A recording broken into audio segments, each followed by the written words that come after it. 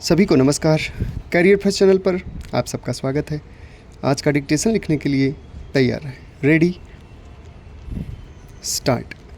भारत के स्वाधीनता संग्राम में जिन लोगों ने अपने प्राण न्योछावर किए उनका नाम स्वतंत्रता सेनानियों में गिना जाता है और भारत के इतिहास में उनको अमर शहीद के नाम से जाना जाता है।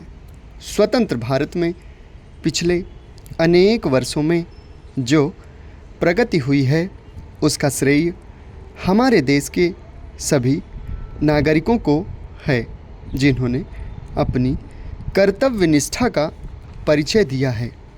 इतने बड़े देश में अनेक प्रकार के लोग होते हैं। कुछ तो स्वतंत्रता प्रेमी होते हैं और कुछ लोग देशद्रोही होते हैं। स्वाधीनता संघर्ष के दिनों में भी कुछ देशद्रोही लोग थे जो अंग्रेजी साम्राज्य का ही साथ देते थे और स्वाधीनता आंदोलन की पीठ में छुरा घोंपते थे।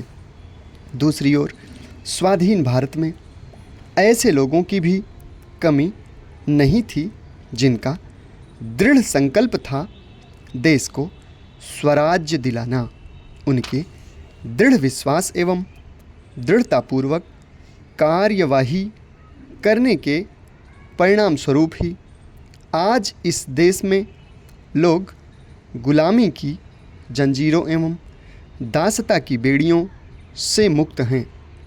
आज की दुनिया में अनेक समृद्ध राष्ट्र भारत की इस प्रगति को देखकर ईर्ष्या करने लगते हैं।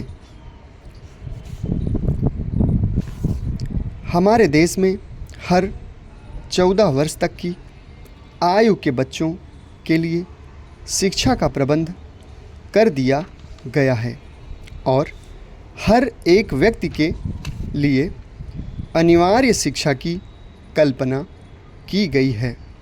प्राथमिक शिक्षा एवं माध्यमिक शिक्षा देने का कार्य प्रांतीय सरकारों के अधीन गठित नगर पालिकाओं अथवा स्थानीय स्वायत्त संस्थाओं के हाथों में सौंप दिया गया है। उच्चतर शिक्षा एवं विश्वविद्यालयीन शिक्षा देने का दायित्व प्रांतीय सरकारों का है।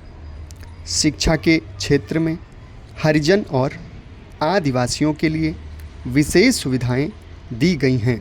उनके बच्चों को मुफ्त शिक्षा के अतिरिक्त पुस्तकें भी सुलभ कराई जाती हैं। सभी हरिजन और आदिवासी छात्र छात्राओं को छात्रवृत्तियां भी दी जाती हैं। जहां तक नौकरियों का सवाल है, उनको नौकरियों में प्रोत्साहन देने के लिए उनके लिए सुरक्षित स्थान है।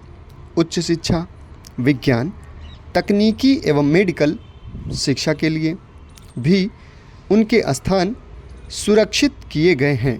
विदेशी सरकारों द्वारा जो छात्रवृत्तियां दी जाती हैं उनमें भी उनके लिए स्थान सुरक्षित किए गए हैं ताकि हमारे समाज का जो कमज़ोर अंग है वह उन्नति करे और समाज के निर्माण में बराबर का साझीदार हो सके। अस्पृश्यता निवारण के लिए सरकार की ओर से अनेक कानून बनाए गए हैं।